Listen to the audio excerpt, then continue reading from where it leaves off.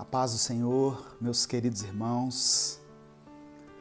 Mais uma vez nós temos a felicidade, o privilégio de nos reunirmos aqui, ainda que de forma online, de forma virtual, né?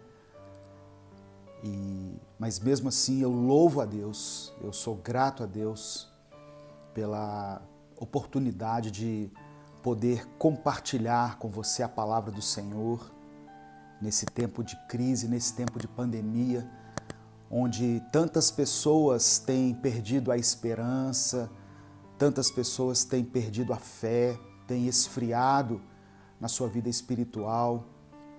E nós temos a proposta aqui de cultuar a Deus nesse momento. Eu quero pedir que você, se puder, compartilhe essa mensagem com os seus contatos, com os seus grupos. Muitas pessoas precisam ouvir de Deus, ouvir algo da parte de Deus. Caso você queira, você pode se tornar membro, você pode nos ajudar no Apoia-se, você pode nos ajudar com a nossa conta jurídica também. Mas você não é obrigado a isso. O fato de você compartilhar e de estar aqui assistindo esse culto já faz com que o meu coração se alegre pela sua vida. Eu falo isso porque muitas pessoas, elas dizem que gostariam de expressar a gratidão que sentem pelo nosso ministério. Então tá aí várias maneiras de você fazer isso. Não importa o lugar. Tem pessoas que acham que tem que orar na igreja. Não, eu tenho que ir na igreja que eu tenho que orar. Não. Onde você estiver. Jesus falou que o melhor lugar é o quarto. Porque lá você está sozinho. Lá você pode se derramar diante de Deus. Outras pessoas vão ao monte, né? Amém. Não tem problema ir ao monte. Mas se você não tiver um monte próximo a você, entra para o seu quarto, fecha a porta, vá para um lugar sozinho, fale com Deus. Não importa, meu irmão, o que você esteja enfrentando.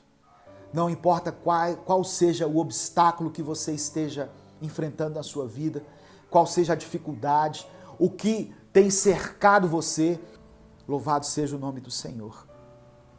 A oração nos conecta com Deus. É através da oração que nós nos relacionamos com Deus. Através da oração que nós buscamos a intimidade com o Senhor. Leitura da palavra, oração.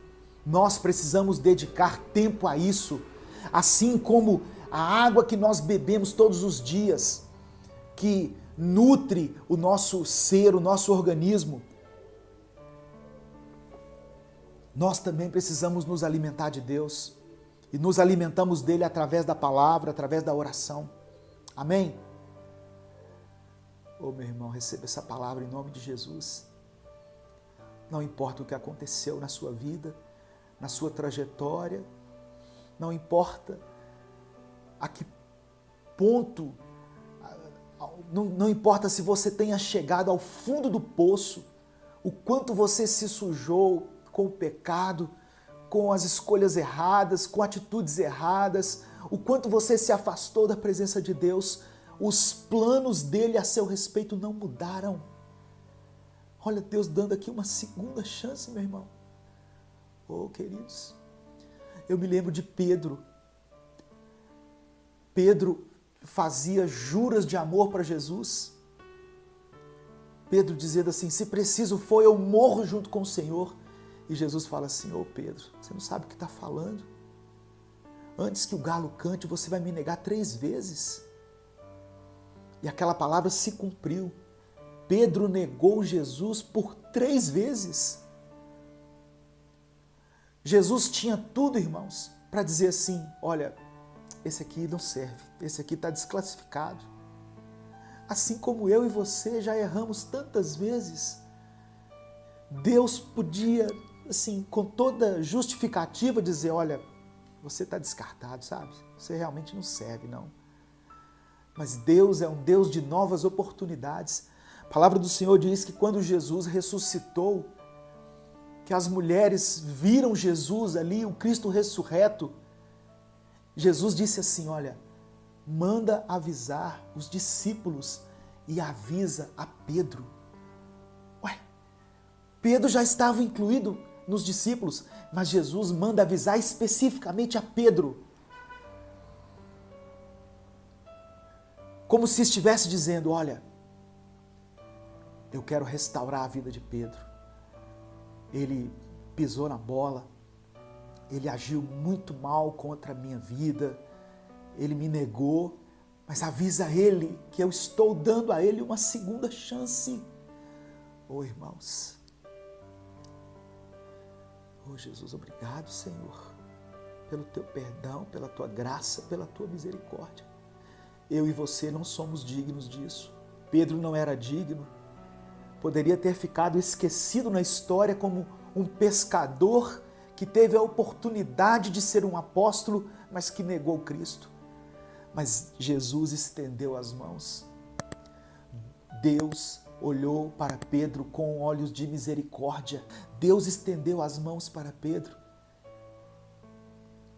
Depois que havia ressuscitado, chamou Pedro para perto de si, olhou nos olhos dele e disse, você me ama? Perguntou por 3 vezes.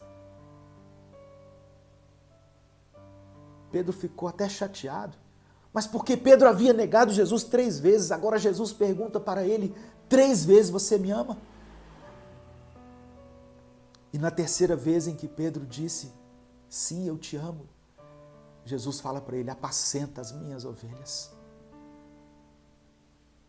E Jesus fala assim, olha, você é uma pedrinha. Você é Pedro, uma pedrinha, uma pedra pequena.